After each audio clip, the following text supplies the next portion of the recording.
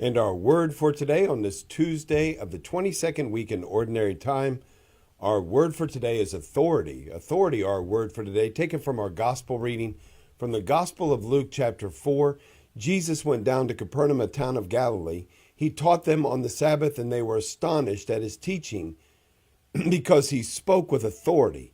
In the synagogue there was a man there with the spirit of an unclean demon, and he cried out in a loud voice, "What have you to do with us, Jesus of Nazareth? Have you come to destroy us? I know who you are, the Holy One of God." Jesus rebuked him and said, "Be quiet, come out of him." Then the demon threw the man down in front of them and came out of him without doing him any harm. They were all amazed and said to one another, "What is there about his word? For with authority and power he commands the unclean spirits, and they come out." And news of him spread everywhere in the surrounding region.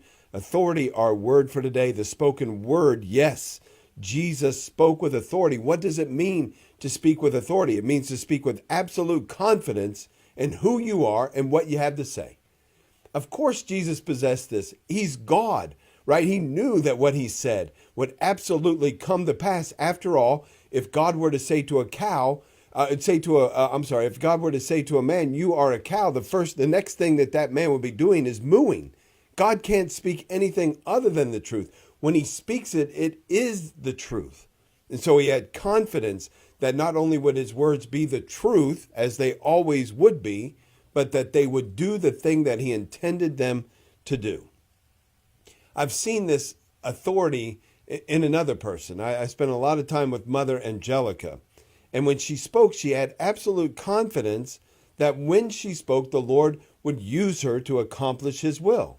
Whether it sounded grandiose or not, she just believed that he would use her. I remember one time early on when I was running camera for Mother Angelica Live, Mother Angelica had the practice of gathering all of those working on the show, on the program each night, right before the program began, to lead us in a prayer. And she did this on this particular night. And at the end of the prayer, one of the people said to Mother, "What are you talking about on tonight's program?" Which was now just a minute or two away. And Mother Angelica said, "How would I know? The Lord hasn't told me yet." I was stunned. I had just gotten to know Mother. I was just beginning to walk and live a life of faith. And this just stunned me that she was about to go out to a national audience. And now we were within a minute of that happening. And she confessed by her own words that she had no idea what she was going to say that night because the Lord hadn't told her yet.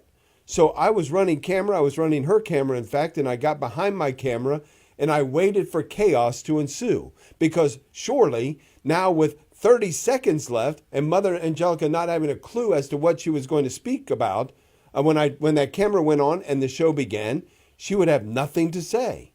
So I got behind my camera and she's given the countdown. 5, 4, 3, 2, 1. Lights go on. She is on my camera. She's speaking to a national audience.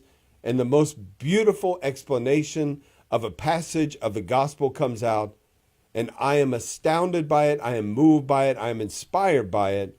And I see that in waiting for the Lord, having confidence in the Lord, he was able to use her because she operated in that gift of authority, that absolute confidence in God and his ability to use her if she was willing to give herself over for that.